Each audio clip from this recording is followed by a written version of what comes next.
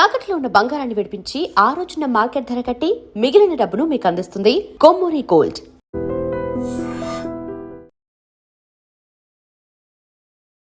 నమస్తే, welcome to I dream inside politics with కవిత.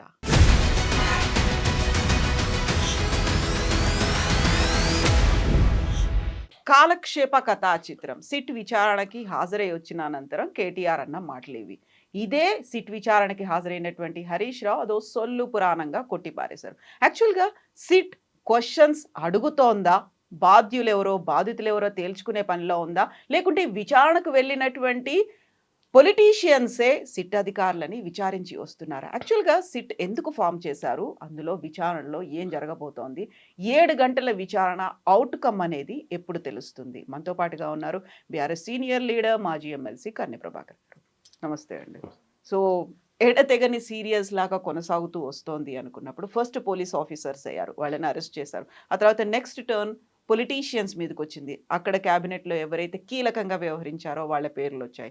అన్ని లీకులు ఇస్తున్నారు, డైవర్షన్స్ చేస్తున్నారు. ఇవన్నీ చెప్పినప్పుడు కూడా సిట్ అనేది ఏర్పడింది. సిట్ తన పని తాను చేసుకుపోతుంది. మీకున్నటువంటి అభ్యంతరాలు, అది కూడా పర్టికులర్గా మేమే వాళ్ళని ఉల్టా క్వశ్చన్ చేశాము, ఏంటది అసలు? అభ్యంతరాలు ఏం లేవు కవిత. మాకు నిజానికి ఏ రాష్ట్ర ప్రభుత్వం అయినా తను చేయాలనుకుంటున్న పని నిర్భీతిగా, ధైర్యంగా, ఎటువంటి భేషజాలు లేకుండా, ఏ విషయాల్ని దాయకుండా అది కొనసాగిస్తే మేమేం తప్పట్టం. ఎందుకంటే ఇవాళ ప్రభుత్వం పనిచేయాలి, కానీ ప్రభుత్వం చేయాల్సిన పని చేయకుండా కక్ష సాధింపు పని చేసినప్పుడు మాత్రం ఇబ్బంది అవుతుంది.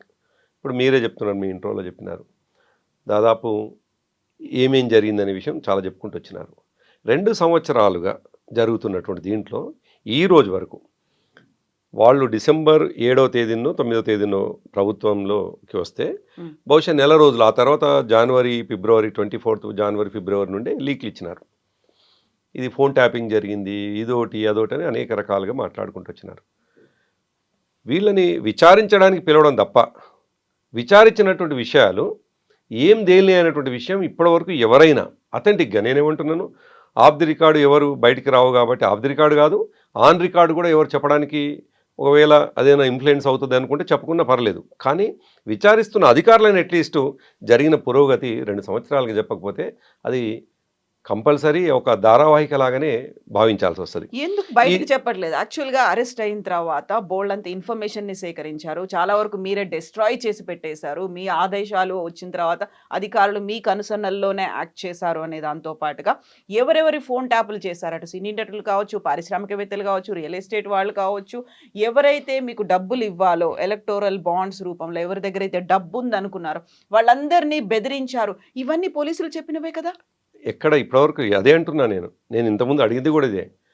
వాళ్ళు ఇచ్చే లీకులే తప్ప ప్రెస్ ముందలకు వచ్చి ఇవాళ సజ్జన్నారు ఏదైతే ఒక విచారణ ముగియగానే సాయంకాలానికి ఆయన మళ్ళీ ఫర్దర్గా ఏం చేద్దామని అనుకుంటున్నాడు అనే విషయం చెప్తున్నాడు. అట్లా ఇప్పటివరకు 2 సంవత్సరాలుగా జరిగినటువంటి ఒక్క విచారణ విషయాన్ని కూడా లీక్ కాకుండా ఇంకేమైనా చేసిండ్రా అని అడుగుతున్నా నేను. వాళ్ళు నిజాయితీగానే ఉంటే దీంట్లో ఏదన్నా మేము తప్పు చేసినాము అనేటువంటి విషయం నిర్ధారణ అయ్యి ఉంటే ఏదన్నా ఒకటి చెప్పాలి కదా బయటకు వచ్చి. మీరు అనేటివన్నీ కూడా ఎక్కడో మీరు సోషల్ మీడియాలో లేకపోతే లీక్ల ద్వారా వచ్చింది అడుగుతున్నదే తప్ప సజ్జన్నారు ఈ మాట అడిగినాడు, మరొక సిట్ అధికారి ఈ మాట అన్నాడు, లేదు ముఖ్యమంత్రి. బట్ వాళ్ళు విచారణలో ఉన్నప్పుడు ఎట్లా వెల్లడిస్తారు? ఎగ్జాక్ట్లీ కరెక్ట్ అన్నారు మీరు. విచారణ జరుగుతున్నటువంటి సమయంలో వెల్లడించొద్దని మేము కూడా అంటున్నాం. అది మేము కూడా ప్రభుత్వంలో ఉన్నాం. మరి విచారణ జరుగుతున్నటువంటి సందర్భంలో లీక్లు ఎట్లా వస్తాయి? లీక్లు వస్తున్నాయి అంటేనే ఏదో ఒక నీ బ్యాడ్ ఇంటెన్షన్ ఉన్నట్టే కదా. అదే అయితే ఉన్నటువంటి మీడియా లోపల ఏం జరుగుతుంది అనే ఒక క్యూరియాసిటీ ఉంటుంది. ఎట్లా తెలుస్తుంది కవిత? సోర్సెస్ నుంచి చెప్తారు. అందులో ఉన్నటువంటి కొంతమంది దగ్గర వాళ్ళు ఉన్నప్పుడు పేర్లు వెల్లడించకుండా వచ్చేటువంటి ఇన్ఫర్మేషన్ ఉంటుంది. అదే ఛాన్సే లేదంటున్నాను. ఎప్పుడు ఛాన్స్ ఉంటుందంటే విచారణ జరిగే పద్ధతిని బహుశా మీకు కూడా తెలిసి ఉంటుంది. విచారణకు పోయేటువంటి వ్యక్తి కూర్చుంటాడు, విచారణ అధికారి కూర్చుంటాడు, అతనికి సహాయకుడుగా ఉన్న ఇంకొక అధికారులు ఉంటారు. ఈ ముగ్గురు తప్ప ఇంకెవరు ఉండరు. కెమెరా ఉంటుంది, ప్రతిదీ కూడా కెమెరాలో రికార్డ్ అవుతుంది. ఈయన ఏదైనా అడ్మిట్ అయితే, ఈయన ఏదైనా కన్ఫామ్ చేస్తే, లేదు ఏదైనా విషయం చెప్తే అందులో రికార్డ్ అవుతుంది. లేదు ఈయన ఏదైనా చెప్తున్నటువంటి సందర్భంలో వీళ్ళన్నా చేయాలి. అంటే వీళ్ళు చేస్తున్నారు అని అంటే విచారణ సవ్యంగా జరగట్లేదు అన్నట్టే కదా, విచారణ తప్పుదోవ పడుతున్నట్టే కదా. విచారణలో ఏదో ఒక వెనక హైండ్ ఒకటి ఉంది, వాళ్ళు వెనక నుండి పుష్ చేస్తే వీళ్ళు మాట్లాడుతున్నారు అనుకోవాల్సిందే కదా. దాంతోపాటు మేము పదే పదే ఒక మాట అంటున్నాం, ఒక మౌలిక క్వశ్చన్ మేము అనేక సందర్భాల్లో చెప్తున్నాం. ఇప్పుడు మా కేటీఆర్ గారు, ముఖ్యంగా హరీష్ రావు గారు 4 రోజుల క్రితం 5 రోజుల క్రితం అన్నది, కానీ అంతకంటే ముందు కేటీఆర్ గారు 1-2 సందర్భాల్లో చెప్పిన మాట ఏంటంటే, 2 సంవత్సరాలుగా మీరు నడుపుతున్నారు కదా, ఒక్కసారైనా ఏం జరిగింది అనేటువంటి విషయం మీరు చెప్పిండ్రా? ఈ 2 సంవత్సరాల కాలం పట్టదు కదా. దానికి తోడు ఈ మధ్యనే బహుశా ఎక్కడ చూసినా నేను బీజేపీ ఎంపీ ఒక ఆయన అన్నారు చాలా స్పష్టంగా, అసలు ఎంతకాలం ఇది నడుపుతారు ఇంకా అనేది. కోర్స్ ఆయన మా మీద కోపంతో అనవచ్చు, మాకు నష్టం జరగాలి అనవచ్చు, కానీ అక్కడి నుంచి వస్తున్న ప్రశ్న కూడా కదా, ఇంకెంతకాలం నడుపుతారు ఇది అనేది. అదే ప్రశ్న కాదు, దాంట్లో మీరు చెయ్యట్లేదా అనేటువంటి ప్రశ్న కూడా అదే బీజేపీ. నేనేమంటున్నా, చేసినము చేయలేదు అనేటువంటి విషయాన్నేమో విచారణ చేసిన వాళ్ళు తేల్చాలి, కానీ జరుగుతున్నటువంటి విధానం పట్ల అందరికీ అభ్యంతరం ఉంది. సాక్షాత్తు సుప్రీంకోర్టు ఏమన్నదో మీరు ఈ మధ్య చూసినారు. సుప్రీంకోర్టు చెప్పినారు చాలా స్పష్టంగా, ఇంకెంతకాలం నడుపుతారు ఇది అని చెప్పేసి. అంటే సుప్రీంకోర్టుకు అభ్యంతరం ఉంది విచారణ పట్ల, మా అపోనెంట్ పార్టీకి అభ్యంతరం ఉన్నది, ఎట్ ద సేమ్ టైం విచారిస్తున్నటువంటి అధికారులు ఇప్పటివరకు మాట్లాడరు. దీన్ని ఎట్లా అనుకోవాలి అని అంటే, మీకు విచారణ పట్ల అభ్యంతరం ఉంది, విచారణ ప్రాపర్ గా జరగట్లేదు అనేటువంటి అనుమానాలు ఇవన్నీ ఉన్నప్పటికీ యాక్చువల్ గా జరిగిందే ఫోన్ ట్యాపింగ్. దాన్ని జరగలేదు, నేను అదే అంటున్నాను, ఇది జరగలేదు కాబట్టి ఏది బయట పెట్టకుండా వాళ్ళు వివిధ రూపాల్లో గుంజడానికి ప్రయత్నం చేస్తుంటూ, అసలు ఏదైనా జరుగుంటే ఈ 2 సంవత్సరాల్లో కొంతమందిని జైల్లో వేసినారు, బయట వాళ్ళు ఇన్ఫ్లుయెన్స్ చేస్తారని మరొకటని జైల్లో వేసినారు అధికారులని. వాళ్ళ నుంచి ఏం సమాచారం లేదు కాబట్టి వచ్చి ఉండదు. వాళ్ళు చెప్పింది నిజము అని ఒకవేళ ఉండి ఉంటే అదైనా ఎవరైనా, ప్రభాకర్ రావు గారు ఈ విషయాలు చెప్పినారు, రాధాకిషన్ రావు గారు ఈ విషయం చెప్పినారు, ప్రణీత్ రావు గారు ఈ విషయాలు చెప్పినారు అనే మాట చెప్పాల్సి ఉండే. లేదు, చెప్పడం మధ్యలో జరుగుతున్నటువంటి విచారణ మధ్యలో జరుగుతుంది కాబట్టి చెప్పడానికి వీల్లేదు అనుకుంటే 2 సంవత్సరాల కాలం ఎందుకు పడుతుంది? తొందరగా ముగించి ఏం జరిగిందో చెప్పండి, ఏం చేయాలనుకుంటారు. మేము అందుకే చేసిన నెంబర్లు తక్కువ ఉన్నాయి అంటే వేలు ఉన్నాయి కాబట్టి అవంతా క్రియేషన్ అంటున్నాను కవిత. నేనేమంటున్నానంటే ఇవన్నీ కూడా వాళ్ళు చూయిస్తున్నటువంటి, వాళ్ళు వేస్తున్న క్వశ్చన్లు కావచ్చు, వాళ్ళు చెప్తున్న విషయం ఒక సొల్లు పురాణం అనేటువంటి మాట ఎందుకు అంటున్నామంటే, ప్రొద్దున 11 గంటల నుంచి వెళ్ళి రాత్రి 6:30 వరకు, సాయంకాలం 6:30 వరకు నడిపేటువంటిది మా విచారణకు వచ్చినటువంటి మా నాయకులు చెప్తుంది చూస్తే చాలా ఆశ్చర్యంగా, ఒక నవ్వుకునే విధంగా కనిపిస్తూ ఉంది. అసలు ఏం చేస్తున్నారో వాళ్ళకే అర్థం కానీ ఒక గందరగోళమైనటువంటి విషయం కనిపిస్తూ ఉంది. ఆయన ఒక అధికారి మాట్లాడుతుంటాడు, కరెక్ట్గా 2 నిమిషాలు మాట్లాడతాడు, 10 నిమిషాలు బయటకు పోయి ఫోన్ మాట్లాడేసి వస్తాడు. మళ్ళీ వస్తాడు, ఆయన చెప్పినటువంటి ఫీడ్బ్యాక్ తీసుకున్నటువంటి విషయాలు మళ్ళీ వచ్చి 2 క్వశ్చన్స్ వేస్తాడు, మళ్ళీ బయటికి 15 నిమిషాలు వేస్తాడు. ఓవరాల్గా రోజుకు సాయంకాలానికి వాళ్ళు అడుగుతున్నటువంటి క్వశ్చన్ 50 అయితే తీసుకుంటున్నటువంటి సమయం 50 × 5 నిమిషాలు, 50 × 10 నిమిషాలు అట్లా అవుతుంది. అంటే దీంట్లో వాళ్ళు ఎక్కడో ఒక రకమైనటువంటి తప్పుని వెతికి తద్వారా ఏదన్నా అధ్యయిద్దాం అనేది ఒకటైతే, ఇంకోటి కూడా కనిపిస్తూ ఉంది కవిత నాకేమంటే, ఇది పొలిటికల్గా దాన్ని చుట్టూ తిప్పి, అంటే పొలిటికల్ అడ్వాంటేజ్ వాడుకోవడం కోసం చేస్తున్నటువంటి ప్రయత్నం లాగా. ఎందుకంటే మేము కూడా అనుకున్నాం, ఒకవేళ ఏదన్నా ఉండి ఉంటే సంవత్సరంలోనే క్లోజ్ అయ్యేటువంటిది, అంత పెద్ద దూరంగా పోవాల్సినటువంటి అవసరం కూడా లేదు. ఇప్పుడు వాళ్ళ ఇంటెన్షన్ ఏంది, సందర్భం వచ్చినప్పుడల్లా ఈ విషయాన్ని తెర మీద తీసుకొచ్చి ఉన్నటువంటి విషయాలని పక్కదారి పట్టించడానికి చేస్తున్నటువంటి ఒక ప్రయత్నంగా వాడుతున్నటువంటి ఒక టూల్ ఇది అని అనిపిస్తుంది. బట్ ఈ మీరు ఒక టూల్ అన్నప్పటికీ కూడా అక్కడ బోల్డ్ అన్ని క్వశ్చన్స్ అనేవి ఉన్నాయి. వీటన్నిటికి సంబంధించి ఎవరైతే ఇప్పటిదాకా అరెస్ట్ అయ్యి ఉన్నారో వాళ్ళకి బెయిల్ అనేది సుప్రీంకోర్టు కూడా ఇవ్వలేదు. వీళ్ళు సుప్రీంకోర్టు దాకా వెళ్ళబడండి, సుప్రీంకోర్టు కూడా వీళ్ళ దాంట్లోనే వర్క్ చేస్తుందనా మీరు? అంటే ఎవరైతే విచారించబడ్డారో, ఎవరి మీద అయితే ఇవి కేసులు నమోదు కాబడ్డాయో, ఆ పెట్టినటువంటి సెక్షన్స్ సుప్రీంకోర్టు కూడా అంత ఈజీగా ఇచ్చేటువంటి కేసులను నమోదు చేయలేదు. కేసు పెట్టడంలో ఉంటుంది, ఎఫ్ఐఆర్ రెడీ చేయడంలో ఉంటుంది. కాబట్టి మోపబడ్డటువంటి నిందలు ఏవైతున్నాయో చాలా తీవ్రమైనవి కాబట్టి కేసులో బెయిల్ రాకుండొచ్చు. బెయిల్ రాలేదు అన్నంత మాత్రాన నిందితులు కాదు. కాకపోతే మీరు చేసినటువంటి ఆ చిట్టా చూస్తే అందులో అందరూ ప్రముఖులు, హూయిస్ హూ అనుకునే వాళ్ళే కాదు, స్వయంగా కుటుంబ సభ్యుల మీద కూడా నిఘా అనేది ఆరోపణలు మాత్రమే, ఓన్లీ చీఫ్ ట్రిక్స్ మాత్రమే, ఒక చీప్ ఆరోపణలు మాత్రమే కవిత చేసింది. సొంత ఇంటి అల్లుడి మీదే ఫోన్ ట్యాపింగ్ చేశారు అనేది. ఆ తర్వాత హరీష్ రావు వెళ్ళిన తర్వాత కూడా ఆయన బాధ్యుడు కాదు బాధితుడు అనే యాంగిల్లో, మీకు తెలుసా మీ ఫోన్లు ఇన్ని ట్యాప్ అయ్యాయి, మీ చుట్టుపక్కల ఉన్నటువంటి మీ సిబ్బంది, వ్యక్తిగత సిబ్బంది ఫోన్లు కూడా ట్యాప్ అయ్యాయనేటువంటి లిస్ట్ ఇచ్చారు అనేది. ఇప్పుడు మనం 5 రోజులుగా చూస్తూ ఉన్నాం. ఈ 5 రోజుల్లో మన చర్చ అంతా ఏముంది, అనేక ప్రజా సమస్యలు ఉన్నాయి. ఈ రాష్ట్రంలో ఈ ప్రభుత్వం ఇచ్చినటువంటి హామీలు అమలు చేయాల్సిన అవసరం ఉన్నది. ఇవాళ రైతు బంధుకు సంబంధించినటువంటి అది పడాల్సినటువంటి అవసరం ఉన్నది. ఇవన్నీ చర్చలు చేయాల్సినటువంటి మనము కేవలం 4-5 రోజులుగా ఫోన్ ట్యాపింగ్ చుట్టే తిరుగుతున్నాం. కారణం ఏమిటి? సరిగ్గా రేవంత్ రెడ్డి ఎజెండా ఫిక్స్ చేస్తాడు. ఆ ఫిక్స్ అయినటువంటి ఎజెండాలో మీరు మేము అందరం కలిసి పడి ఉండాలి.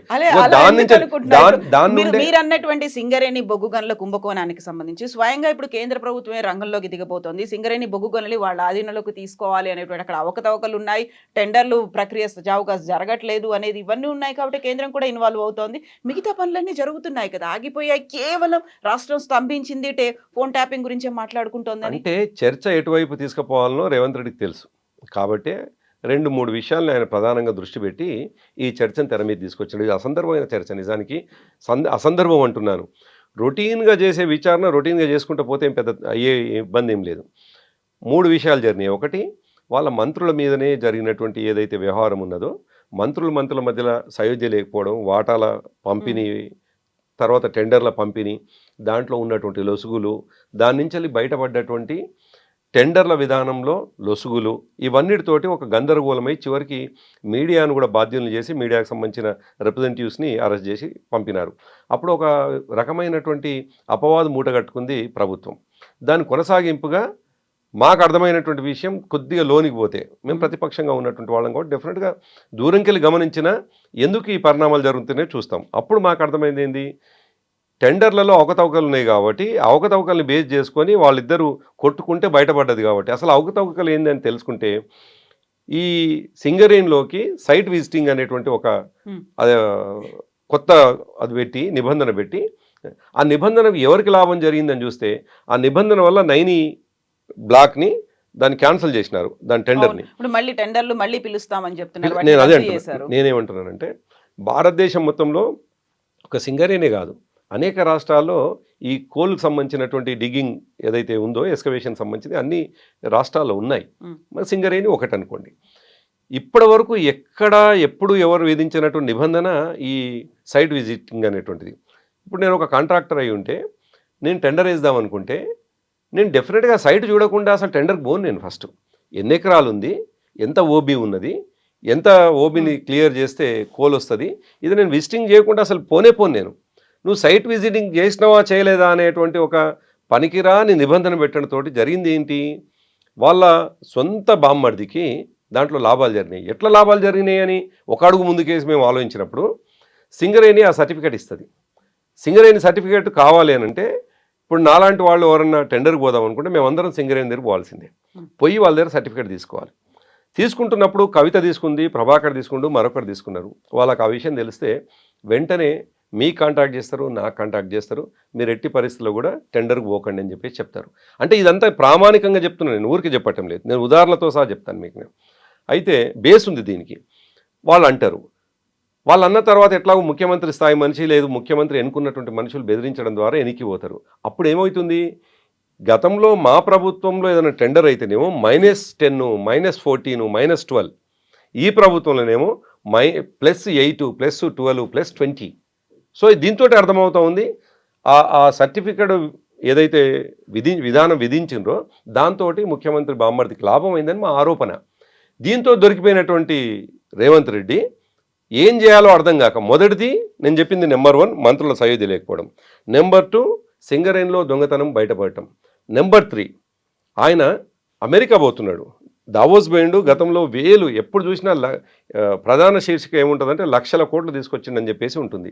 అంతా 2 సార్లు 3 సార్లు పోతే 2 సార్లు అనుకుంటాను 6,000 కోట్లు దాటలేదు. అవి కూడా ఇంకేమి ఇన్వెస్ట్మెంట్స్ రాలేదు. అదొక డొల్లతనం బయటపడుతుంది. అక్కడి నుంచి వెళ్ళి ఆయన హార్వర్డ్ పోతా ఉన్నాడు, బాస్టన్లో హార్వర్డ్ పోతా ఉన్నాడు. ఈ 10 రోజులు చర్చ అంతా కూడా ముఖ్యమంత్రి ఈ పరిపాలన వదిలేసి దావోస్కు పోయినా ఫలితం లేకుండా అక్కడి నుంచి హార్వర్డ్ పోయి ఇంగ్లీష్ నేర్చుకోవడానికి పోయి ఆయన సొంతానికి పోయి ఈ విమర్శలు, ఈ 10 రోజుల విమర్శలు ఉండకుండా ఒక చీప్ ప్రయత్నం చేసి ఆయన ఫ్లైట్ ఎక్కినట్టుగా మనకు కనిపిస్తూ ఉంది. అయితే దాంతో పాటు ఒక మాట ఇంకోటి ఉంది. ఈ 3 కాకుండా 4వ అంశం కూడా ఉంది. వస్తున్న మున్సిపాలిటీ ఎన్నికల్లో ఇవాళ ప్రతిపక్షంగా మేమున్నా మిగతా పార్టీలున్నా మా పని ఏమిటి, మేము మా కార్యకర్తల్ని సమాయత్తం చేసుకోవాలి, ఎన్నికలకు పోవాల్సినటువంటి అవసరం ఉంది. మేము ఎన్నికలకు పోవాల్సినటువంటి మా పనిని మా వర్కింగ్ ప్రెసిడెంట్ గారిని విచారణకు పిలుస్తున్నటువంటి సందర్భంలో డెఫినెట్గా మా నాయకత్వం సహజంగా హైదరాబాద్ చుట్టే తిరుగుతుంది ఇక మా తెలంగాణ భవన్ చుట్టూ తిరగాలి. సో వీళ్ళు పని చేసుకోకూడదు, మున్సిపల్ ఎన్నికల్లో వీళ్ళు పని చేసుకోకూడదు. వాళ్ళేమో కాంగ్రెస్ పార్టీకి సంబంధించిన వాళ్ళేమో పోలీసుల చేతనేమో విచారణ సాధిస్తున్నారు, వాళ్ళు చేసుకునే పని వాళ్ళు చేస్తున్నారు. మా మా మీద అది చేసేది ఇప్పుడు మా వర్కింగ్ ప్రెసిడెంట్ మా డిప్యూటీ నిజంగా అక్కడ లీడరు కక్ష సాధింపే ఉంది. అసలు ఏమీ లేదనుకున్నప్పుడు అందరూ ఊర్ల నుంచి వచ్చేసి హైదరాబాద్ లోనే మీరెందుకు ఉండాలి, మీ పనులు మీరు కవిత చేసుకోవచ్చు ఇప్పుడు కదా. ఏమంటున్నానంటే ఆయన మా వర్కింగ్ ప్రెసిడెంట్, నథింగ్ బట్ మా ప్రెసిడెంట్ ఆయన I know, హరీష్ రావు గారు మా డిప్యూటీ లీడర్. డెఫినెట్గా ఒకరి ఇంట్లో తమకు సన్నిహితులు ఉన్నట్టు బంధువులకు జ్వరం వస్తేనే వాకప్ చేసి పోయేస్తుంటాం. అటువంటిది ఆయన మీద కక్షపూరితమైనటువంటి కేసు పెట్టి కక్షతో పిలిపిస్తూ ఉంటే డెఫినెట్గా పార్టీ అండగా ఉంటుంది. మాది 60 లక్షల సభ్యత్వాలు ఉన్నటువంటి పార్టీ మాది, అంత ఈజీ పార్టీ బట్ కాదు. మీరు ఏమీ లేదు అని చెప్తున్నప్పటికీ సరే, మీరు ఒక మీ పార్టీ వర్కింగ్ ప్రెసిడెంట్ కాబట్టి అన్ని వదులుకొని ఇక్కడే హైదరాబాద్కి వచ్చిండ్రు అని చెప్పినప్పటికీ అక్కడ ఉన్నటువంటి కంప్లైంట్స్ ఉన్నాయి. సరే పోలీసులు ఏదో డైవర్షన్ చేస్తున్నారు, ప్రభుత్వం ఏదో చేయిస్తోంది, ఇవన్నీ చెప్తున్నప్పటికీ సంధ్యా శ్రీధర్ రెడ్డి డైవర్షన్ మీరు ఎలక్టోరల్ బాండ్స్ బెదిరించి మరీ తీసుకున్నారు, 10 కోట్లు 12 కోట్లు అనేది.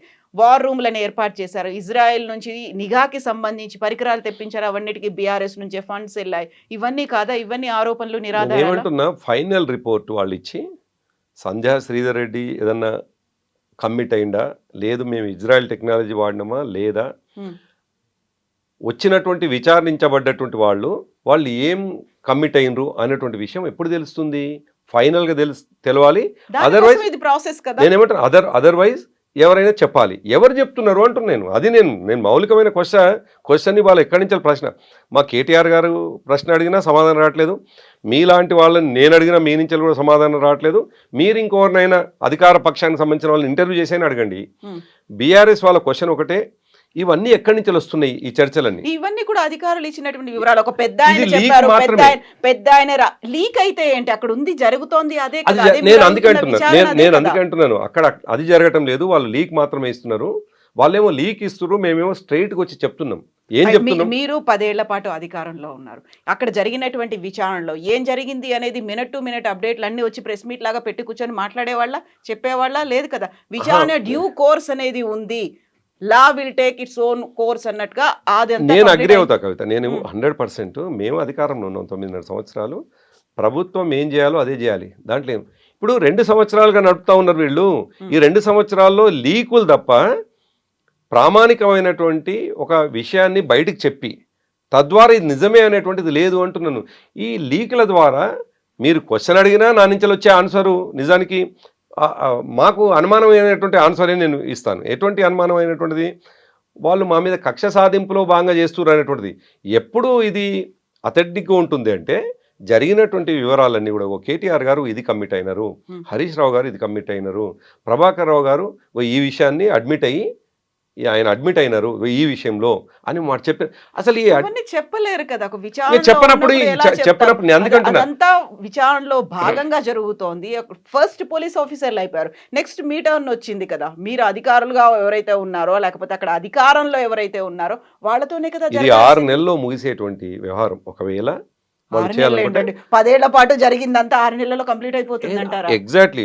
సిట్ అనేటువంటిది స్పెసిఫిక్ గా దాని మీదే కొనసాగుతా ఉంది. ఇంకా వాళ్ళకి ఏం పని లేదు, ఒకవేళ కంప్లీట్ చేయాలనుకుంటారు. కానీ దీన్ని పొలిటికల్ ఆయుధంగా వాడదాం అనుకుంటున్నారు కాబట్టే మా యొక్క ఆరోపణ, మా యొక్క అభ్యంతరం కూడా. మా అభ్యంతరం ఏంటంటే నువ్వు ఉన్నది ఏదన్నా నిజమంటే, మా వాళ్ళు ఎవరన్నా అడ్మిట్ అయి ఉంటే, మా వాళ్ళు ఏదన్నా నీకు చెప్పి ఉంటే ఆ విషయమైనా నువ్వు ఫైనల్ కంక్లూజన్కి వచ్చి ఆ విషయమైనా చెప్పు.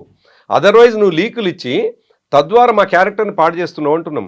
నువ్వు వాడుతున్నది ఏంది అంటే మేము పొలిటికల్గా మాకు ఎక్కడైతే మైలేజ్ వస్తున్నదో, ఎప్పుడైతే జనాల్లోకి మేము పోతున్నామో సరిగ్గా ఆ సమయానికి ఈ అంశం తీసుకొచ్చి ఒక సిట్ అని మరొక నోటీస్ ఇచ్చి మమ్మల్ని విచారణకు పిలిపించి చర్చలు దాని చుట్టూ తిప్పుతా ఉన్నావు తప్ప దీంట్లో నిజాయితీ లేదు మీ దీంట్లో అనేటువంటి మాట మేము అంటున్నాం.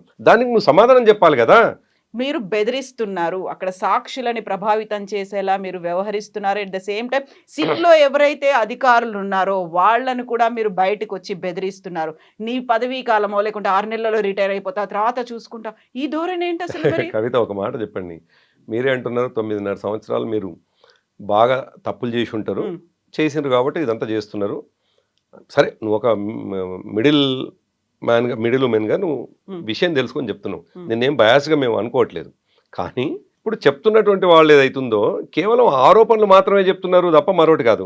ఒకవేళ విచారించబడుతున్నటువంటి వ్యక్తి విచారణాధికారిని బెదిరించేటువంటి పరిస్థితులు ఉంటాయా? బయట బెదిరిస్తున్నారు కదా, బయట కూడా అదే కాదు, జరుగుతుంది. నేను మీరు 6 ఏమంటున్నా? నెలల్లో రిటైర్ అయిపోతారు, కాదు. మేము చూసుకుంటాం, నిన్న మీరు తర్వాత మా చూసినారు. ప్రభుత్వం వస్తుంది. నిన్న మీరు చూసినారు, నిన్న మా పార్టీ ఆఫీస్లో కేటీఆర్ గారి ప్రెస్ మీట్ చూసినారు. ఆయన ఎంత స్ట్రైట్గా విషయం చెప్పినాడు. ప్రజల ముందు తను అక్కడ ఏం మాట్లాడిండో అతనే చెప్పిండు ఏం జరిగింది అన్నటువంటి విషయం. ఎక్కడ కూడా నువ్వు బహుశా ప్రపంచంలో ఎక్కడ విచారణలు జరిగిన సందర్భంలో నేనే గట్టిగా మాట్లాడొచ్చిన అనేటువంటి సందర్భం రానే రాదు. వచ్చింది అంటే ఏమని అర్థం చేసుకోవాలి? బట్ అందులో ఒకటి మాత్రం యాక్సెప్ట్ చేశారు కదా, సినీ నటులకు సంబంధించి వాళ్ళని బెదిరించారా లేకపోతే ఫోన్ ట్యాప్ చేశారా అనేది నేను అడిగాను, వాళ్ళు లేదన్నారు. ఆ వివరణ అయితే సజ్జనార్ ఇచ్చారు కదా. కాదు, నేను అది సజ్జనార్ ఇవ్వలేదు, అక్కడ విన్న విచారణాధికారి ఆయన రాసుకున్నటువంటి ప్రశ్నల్లో అది లేదు అనే విషయం చెప్పి ఉంటాడు. తనంటూ ఇప్పుడు మీరు చెప్పిన ప్రకారమే దాని కొనసాగింపే. మీరు ఏమంటున్నారంటే ఈ లీకులు వచ్చిన దాని మీద నన్ను క్వశ్చన్ అడుగుతున్నారు, సమాజంలో ఉన్న క్వశ్చన్ కూడా అదే. ఈ లీకులే అబద్ధం అనేటువంటి ఒక మాట అయితే దాని కొనసాగింపు ఏంటి? ఆ లీకులు ఏమిటి? సినిమా యాక్ట్రెస్లకు సంబంధించి, బిల్డర్లకు సంబంధించి, మరొకరికి సంబంధించి ఈ వివిధ రకాలుగా లేదు, ఆ ఎలక్ట్రల్ బాండ్కు సంబంధించినటువంటి విషయాలు అడిగినారు. ఇప్పుడు ఆ లీకులు అనేటువంటి విషయము అబద్ధము అనేటువంటి మాటని చెప్పడానికి మా కేటీఆర్ గారు నిన్ను అడిగినటువంటి ప్రశ్ననే ఇప్పుడు అప్పటిదాకా లీక్ అనేది అబద్ధం అనేది ఇప్పుడు తేలిపోయింది కదా. ఇప్పుడు మీరు ఇంతకుముందు చెప్పినట్టుగా అందులో నిజం ఉంటేనే ఎవరి ద్వారా తెలుస్తుంది కదా అని. ఇప్పుడు ఆ విచారణ అధికారే చెప్పినటువంటి మాట ఏంటంటే ఆ ప్రశ్ననే లేదు ఇందులో కాబట్టి అని అంటున్నాడు. అంటే అర్థమైంది ఏదో ఒక రకంగా మా నాయకుడి మీద బురద జల్లడం కోసం జరుగుతున్నటువంటి ప్రయత్నము. దానికి నాయకుడి మీద కాదు, మొత్తం ప్రభుత్వం, అక్కడ సీఎం, మంత్రివర్గము, అధికారులు అందరినీ మిస్యూజ్ చేశారు అనే దాంతో పాటుగా ఎలక్షన్స్ కోసం మీరు ఏర్పాటు చేసుకున్నటువంటి వార్ రూములు అనేవి హైదరాబాద్లో డిఫరెంట్ ప్లేసెస్లో ఉన్నాయి. అది కూడా ఒక మీడియా అధినేత ఇంట్లో ఏర్పాటు చేసుకున్నారు, సిరిసిల్లలో ఏర్పాటు చేసుకున్నారు. వార్ రూమ్ అంటే మీ ఎలక్షన్ స్ట్రాటజీని మీరు చూసుకోవాలి తప్ప ఫోన్లను ట్యాప్ చేసుకోవడానికి స్పెషల్ మెకానిజంని అక్కడ ఎందుకు పెట్టుకున్నారు? ఎందుకు బెదిరించారు ఎలక్టోరల్ బాండ్స్ కావాలని? నేను అక్కడికి వస్తాను. అయితే విచారించబడుతున్నటువంటి వ్యక్తి విచారణ అధికారినే బెదిరించేటువంటి పరిస్థితి ప్రపంచంలో ఎక్కడన్నా ఉంది అంటే నికార్సుగా ఉన్నటువంటి సందర్భంలోనే, ధైర్యంగా ఉన్నటువంటి సందర్భంలోనే, నేనేం తప్పు చేయలేదు అని బలంగా నమ్మినటువంటి సందర్భంలోనే, కాన్షియస్గా ఉన్నటువంటి సందర్భంలోనే ఆ స్థాయిలో మాట్లాడతాడు. బెదిరించారు అంటే అక్కడ అహంకారం అనేది కనిపిస్తుంది. క్వశ్చన్ చేయొచ్చు కదా. కాదు, బెదిరించుడు కాదు అది. దాన్ని క్వశ్చన్ చేసినా అని వాళ్ళేమో బెదిరించిండ్రు అని అనవచ్చు. కానీ కేటీఆర్ గారు నేనే అసలు చాలా విచిత్రమైనది, నాకు అదే ఆశ్చర్యం అనిపిస్తుంది. నిన్న నుంచి నేను కూడా నవ్వుకుంటా ఉన్నాను. ఇన్వెస్టిగేషన్కు అధికారులు పిలిస్తే కేటీఆర్ గారే వాళ్ళని ఇన్వెస్టిగేట్ చేసి వచ్చినారు. అంటే అర్థం ఏంటి? ఈయనని ఇన్వెస్టిగేట్ చేస్తున్నటువంటి అధికారుల దగ్గర పసలేని ప్రశ్నలు ఉన్నటువంటి సందర్భంలో ఆ ప్రశ్నలకు మరొక ప్రశ్నని మీ దగ్గర ఏమున్నాయో చెప్పండి అని మా వర్కింగ్ ప్రెసిడెంట్ గారు అడుగొచ్చినప్పుడే ఆయన ఎంత నిజాయితీగా తను ఆన్సర్స్ని చెప్పొచ్చిండో మనం అర్థం చేసుకోవాలి. ఒకటైతే ఇక రెండోది మీరు అడిగినట్టుగా ఇవన్నీ కూడా మళ్ళీ రిపీటెడ్గా మళ్ళీ అదే చెప్తాను, అది బోర్ అనిపించినా కానీ మా వార్ రూమ్లను ఏర్పాటు చేసుకోవడము, అక్కడ ఇన్స్ట్రుమెంట్స్ని తీసుకోవడము, ఇజ్రాయెల్కి సంబంధించినటువంటి ఇన్స్ట్రుమెంట్స్ని వాడిండ్రు అని ఇవంతా కూడా ఓన్లీ హైపోథికల్, ఓన్లీ లీక్ అనేది తప్పు అనేది ఇప్పుడు మీరే అంటున్నారు. ఆ లీక్ తప్పు అయిపోయింది కదా సినిమా యాక్టర్లకు సంబంధించినటువంటి విషయం, అది అబద్ధమే కదా. అది కూడా అబద్ధమే అంటున్నాను. ఆయన కంప్లైంట్ చేశారు కదా వెళ్ళి, అది తేలాలి కదా, ఫైనల్ కావాలి కదా. నేనేమంటున్నానంటే ఫైనల్ ఆయన కంప్లైంట్ ఎవరి మీద చేసిండు, ఏ వ్యక్తి మీద చేసిండు? ఆయన ఎలక్టోరల్ సరే, సంధ్యా శ్రీధర్ అనేటువంటి వ్యక్తి పట్ల ఇవాళ సమాజంలో అనేక రకాలైనటువంటి ప్రశ్నలు ఉన్నాయి. నాకు తెలిసి ఇప్పటికీ ఆయన మీద 39 కేసులు ఉన్నాయి. 39 కేసులు మోపబడ్డటువంటి వ్యక్తి మొట్టమొదటిసారి బయటకు వచ్చి తన ఆరోపణలు ఏం చేయటం లేదు. అనేక ఆరోపణలు ఆయన దగ్గర నుంచి అయితే డబ్బులు వచ్చాయి కదా. మాకొక్కరికి రాలేదు కవిత, దాదాపు బీజేపీకి, కాంగ్రెస్కి, అన్ని పార్టీలకు ఎలక్టోరల్ బాండ్స్. నేను శ్రీధర్ని కోడ్ చేసి చెప్పట్లేదు. ఎంటైర్ ఈ దేశంలో ఎలక్టోరల్ బాండ్స్ కంపల్సరీ ప్రతి పార్టీకి ఇస్తారు. అదేవిధంగా మాది కూడా రిజిస్టర్డ్ పార్టీ, రికగ్నైజ్డ్ పార్టీ కాబట్టి మాకు ఇచ్చిండ్రు. అదేం పెద్ద తప్పు కాదు. నేరంగా బీజేపీ భావించదు, కాంగ్రెస్ భావించదు. వాళ్ళకి ఇచ్చిన ఈ పేపర్లు వచ్చింది, మాకు ఇచ్చిన పేపర్లు వచ్చింది. సో దాన్ని ప్రామాణికంగా తీసుకోవాలి. ఆయన బెదిరించినరా లేదా అనేది ప్రశ్న. ఆ బెదిరించినరా లేదా అనేటువంటి విషయాన్ని ఆయన బ్యాక్గ్రౌండ్ ఒకసారి ఆలోచించినప్పుడు, అలాంటి బ్యాక్గ్రౌండ్ సరే సంధ్యా శ్రీధర్ రెడ్డి ఎక్స్క్యూజ్ ఏమో, అలాంటి బ్యాక్గ్రౌండ్ లేని వాళ్ళని కూడా ఫార్మా కంపెనీలు, రియల్ ఎస్టేట్ వాళ్ళు, వీళ్ళందరినీ కూడా బెదిరించారు. సరే సంధ్యా శ్రీధర్ రెడ్డిని పక్కన పెడదాం, ఆయనకి ఏదో బ్యాక్గ్రౌండ్ ఉంది, ఆయన మీద కేసులు ఉన్నాయి అనుకుంటే దెన్ వాట్ అబౌట్ అదర్స్? అంటే ఇది ఆరోపణ మాత్రమే అంటున్నాను నేను. ఆరోపణలో వాస్తవం లేని ఆరోపణలకు ప్రశ్నకు సమాధానం ఎక్కడిది అసలు? జవాబు లేని ప్రశ్నలు అవి. అందుకే ఇది ఎప్పుడు కంక్లూడ్ అవుతుంది అంటే, ఎవరైనా మమ్మల్ని ఫలానా పని చేసిండ్రు అనేటువంటి విషయం, ఆ చేసినటువంటి వాళ్ళ కొనసాగింపుగా జరుగుతున్న విచారణలో మా వాళ్ళు ఎక్కడైనా అడ్మిట్ అయ్యి నిజమే ఈ పని మేము చేసినాం అన్నాక ఫైనల్ అదొస్తే అధికారులు చెప్పారు కదా మేము చేసాము, మాకు అధికారులు ఇవాళ చెప్పే రోజు నెంబర్లు పంపించారు. ఒక పెద్ద ఆయన చెప్పేవారు, ఆ పెద్ద ఆయన ఎవరు అనేది ఇప్పుడు బిగ్గెస్ట్ క్వశ్చన్ మార్క్. రోజు పేపర్ల మీద రాసి పంపించేవాళ్ళు. పెద్ద ఆయన అంటే డెఫినెట్గా ఆ డిపార్ట్మెంట్కి సంబంధించినటువంటి డీజీపీ గారు పెద్ద ఆయన ఉంటాడు, కమిషనర్ గారు పెద్ద ఆయన ఉంటాడు, హోమ్ మినిస్టర్ అయి ఉండొచ్చు, అనేక మంది పెద్ద ఆయనలు ఉంటారు. సీఎం ఉండొచ్చు. వాళ్ళ దాంట్లో పెద్ద ఆయన భాష అంటే ఇప్పుడు మనం అనుకుంటే అనేక మంది ఉంటారు, ఒకరేం కాదు. మీరు సీఎం అని మీరు భావిస్తే ఇంకో ఆయన ఇమీడియట్ హెడ్ అని అనుకుంటారు. కానిస్టేబుల్ ఏమో ఎస్ఐని హెడ్ అనుకుంటాడు, ఎస్ఐ ఏమో ఇన్స్పెక్టర్ని హెడ్ అనుకుంటాడు, ఇన్స్పెక్టర్ ఏసీపీని హెడ్ అనుకుంటాడు, ఏసీపీ డీసీపీని అనుకుంటాడు, డీసీపీ డీఐజీని అనుకుంటాడు, డీఐజీ వాళ్ళు డీజీపీ అని అనుకుంటారు. ఇది ఒక హెరార్కీ ఉంటుంది. దాంట్లో పెద్ద ఆయన అనగానే కేసీఆర్ గారే, పెద్ద ఆయనగానే ముఖ్యమంత్రి, పెద్ద ఆయనగానే హోంమంత్రి అని మనం ఊహించుకునే కంటే పోయినటువంటి వాళ్ళు విచారణలో ఏం చెప్తున్నారు అనేటువంటి విషయమే ఇప్పుడు ప్రధానం. మనం ఈ మధ్యకాలంలో చూసినది సరే, పోలీస్ అధికారులను పిలిచి వాళ్ళని బెదిరించినరా, భయపెడుతున్నారా, వాళ్ళని జైల్లో వేసి మానసికంగా కుంగదీస్తున్నారా, తద్వారా ఏమైనా రాబట్టాలనుకుంటున్నారా, అది ఒకటైతే అదంతా జరిగిన తతంగం తర్వాత పొలిటికల్ లీడర్స్ని పిలుస్తున్నటువంటి సందర్భంలో మా నాయకులు ఎవరు పోయినా, ఏ స్థాయి వాళ్ళు పోయినా, నేనేమంటున్నా చిన్న స్థాయి పెద్ద స్థాయి కాదు, పొలిటికల్ లీడర్ అనేవాడు ఏ స్థాయి అయినా, మా వర్కింగ్ ప్రెసిడెంట్ గారి నుంచి మొదలుకొని ఒక సామాన్య కార్యకర్త వరకు పిలిస్తే కూడా పోయొచ్చిన తర్వాత వాళ్ళది ఒకే రకమైనటువంటి రెస్పాన్స్ ఉంటున్నది. ఈ పనికిమాలిన క్వశ్చన్లతోటి సమయం వృధా చేస్తుండే తప్ప, దీన్ని రాజకీయంగా వాడుకుంటున్నే తప్ప, దీంట్లో ఎటువంటి ఒక మౌలిక క్వశ్చన్స్ లేవు, ఒక ఎస్టాబ్లిష్డ్ అది లేదు అనేటువంటి మాట చెప్తున్నారు. దాంతో అర్థమవుతుంది ఏంటంటే దీని వెనుక ఒక కుట్ర దాగి ఉన్నది, ఒక పొలిటికల్ కుట్ర దాగి ఉన్నది. ఏదన్నా విషయం మనం తెర మీదకి తీసుకురాగానే ఆ తెర మీద తీసుకొచ్చిన విషయాన్ని పక్కన పెట్టడానికి, అది ప్రజలు మర్చిపోవడానికి తెస్తున్నటువంటి ఆరోపణలో భాగంగా ఇటువంటి సిట్ విచారణలు అనే విషయం చాలా స్పష్టంగా కనిపిస్తూ ఉన్నాయి. అందుకే ఇవన్నీ ఆరోపణలు మాత్రమే. నెక్స్ట్ టర్న్ సంతోష్ రావు ఉన్నారు, ఆ తర్వాత కవిత ఉంది, తర్వాత కేసీఆర్ వస్తారు అనే మాటలు. అదే ఇవన్నీ కూడా లీక్లే. నేను ఏమంటున్నాను, బట్ వాళ్ళందరూ రెడీగా ఉన్నారా? కవిత గురించి మీకు తెలియకపోవచ్చు, బట్ సంతోష్ రావు కావచ్చు, కేసీఆర్ కావచ్చు, వాళ్ళైతే వస్తారా? కేసీఆర్ గారు చట్టాన్ని గౌరవిస్తారు. చట్టంలో భాగమైనటువంటి సందర్భానుసారంగా కానిస్టేబుల్ ఆపితే కూడా ఆగిపోతారు. కేసీఆర్ గారు ముఖ్యమంత్రిగా ఉండవచ్చు, ఏదన్నా పోతుంటే కానిస్టేబుల్ ఆపితే కూడా ఆగిపోతారు. ఆయనకు చట్టం పట్ల అంత అచంచలమైన విశ్వాసం, గౌరవం కూడా. ఆల్రెడీ దానికి సంబంధించి అప్పుడు అటెండ్ అయ్యారు. పిలుస్తున్నటువంటి వాళ్ళ ఇంటెన్షనే బ్యాడ్ ఇంటెన్షన్ ఉన్నప్పుడు, దాంట్లో ఎక్కడైనా టెక్నికాలిటీస్ ఏదైనా ల్యాబ్స్ ఉన్నప్పుడు మాత్రం తన వైపు నుంచి క్వశ్చన్ వస్తుంది. మీరు గతంలో చూసినారు, విచారణ అని చెప్పేసి, కాళేశ్వరం విచారణ అని చెప్పేసి ఒక రిటైర్డ్ జడ్జి చేత విచారణ చేయిస్తే ఎల్ నరసింహారెడ్డి గారికి దాన్ని అప్పచెప్తే, ఆయన విచారణ కంప్లీట్ కాకముందుకే చాలా విషయాలు బయట పెడితే ఆ రోజు మేము క్వశ్చన్ వేసినాం. మళ్ళీ అలాంటి క్వశ్చన్స్ రాకుండా ఉండడానికి ఇప్పుడు బయట పెట్టట్లేదు కదా. నేను అందుకేమంటా, ఇది పెట్టలేదు కాదు, అటువంటి సందర్భం తప్ప విచారణ నిజాయితీగా జరుగుతుంటే తప్పకుండా మా కేసీఆర్ గారిని పిలిస్తే డెఫినెట్గా వస్తారు. కానీ కేసీఆర్ గారిని పిలిచి, కేసీఆర్ అంటే ఇప్పటికే అనేక రకాలుగా మా నాయకులని ఇబ్బంది పెట్టే ప్రయత్నం చేస్తుంటే, కేసీఆర్ గారిని కూడా పిలిచి ఇబ్బంది పెట్టాలని ప్రయత్నం చేస్తే కేసీఆర్ గారు హాజరు కావడానికి ఇబ్బంది పడరు. కానీ ప్రజల నుంచి వచ్చేటువంటి రిటాలియేషన్ ఏ స్థాయిలో ఉంటుందో అదే అనబోతుంది. ఏమీ లేదనుకోండి, ఊరికే అదేదో మీకు డైవర్షన్ పాలిటిక్స్ లో భాగంగా పిలిచారు, ఇబ్బంది అనేది కూడా మీకు ఇబ్బంది కాకపోవచ్చు కదా, ప్రజల వైపు నుంచి పాజిటివ్ గా రావచ్చు కదా. ఎస్, నేను అదే అంటున్నాను. కేసీఆర్ గారిని ఇంటెన్షనల్గా ఇబ్బంది పెడుతుండ్రు అని కనిపిస్తే డెఫినెట్గా ప్రజల నుంచి వచ్చేది ఏందో వాళ్ళు చూడక తప్పదు. నేను అందుకే అంటున్నాను, విచారణకు వ్యక్తిగా తను రావడము అనేటువంటిది సహజంగా జరిపోయేది, కానీ దాని కాన్సిక్వెన్సెస్ మాత్రం చాలా సీరియస్గా ఉంటాయి అంటున్నాను నేను.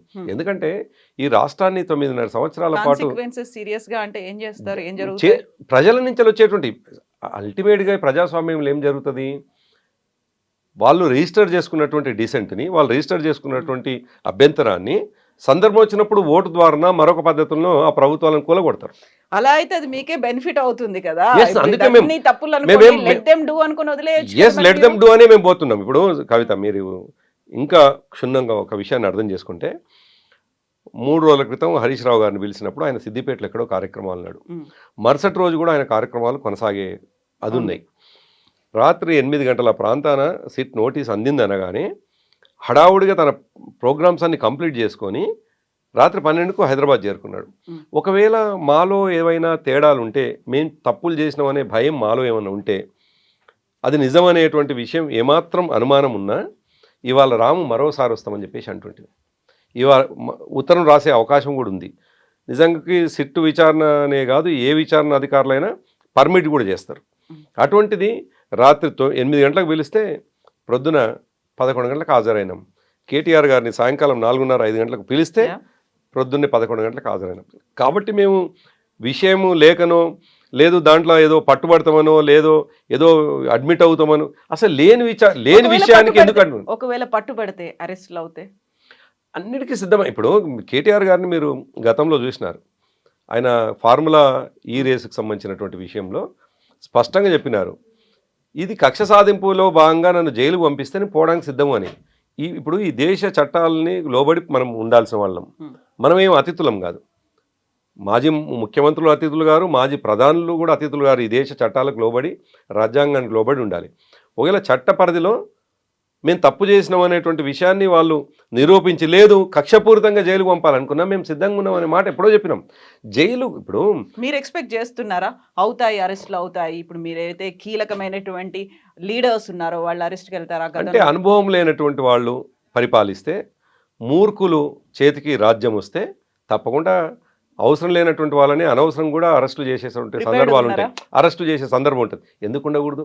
ఎందుకంటున్నాను, మూర్ఖుల చేతికి రాజ్యం వస్తే, ఏమాత్రం పరిపక్వత లేకుండా పరిపాలిస్తే, వాళ్ళు నిర్ణయాలు తీసుకుంటే, అది అరెస్టు రూపంలో ఉంటే తప్పకుండా ఈ చట్టాల మీద గౌరవం ఉన్నటువంటి మేము తప్పకుండా దాని పరిధిలో ఉండి పనిచేస్తాం. ఎటువంటి అనుమానం లేదు. Yes, Andy. Thank you so much, Andy. Thank you. And for more videos, please subscribe to iDream. Please subscribe to iDream. Please subscribe iDream. And please subscribe to iDream. For more videos, subscribe to iDream. please like, share and subscribe to the channel. Congratulations, iDream. Subscribe to iDream. Subscribe to iDream. So subscribe to iDream Media. iDream ki iDream team andarki huge congratulations. Please subscribe iDream Media. Please subscribe to iDream. Subscribe iDream. Please subscribe to iDream. iDream అంటే నా కళల ఛానల్ను subscribe చేసుకున్న నోరు తిరుగుతలేదు. మీరైతే గంట గుర్తు కొట్టండి. For more such videos, please subscribe to iDream. Subscribe to iDream. Please subscribe to iDream. Please subscribe iDream Media. Please do subscribe to iDream. Please subscribe to iDream Media. For best entertainment and information, please subscribe iDream. And don't forget to subscribe to iDream.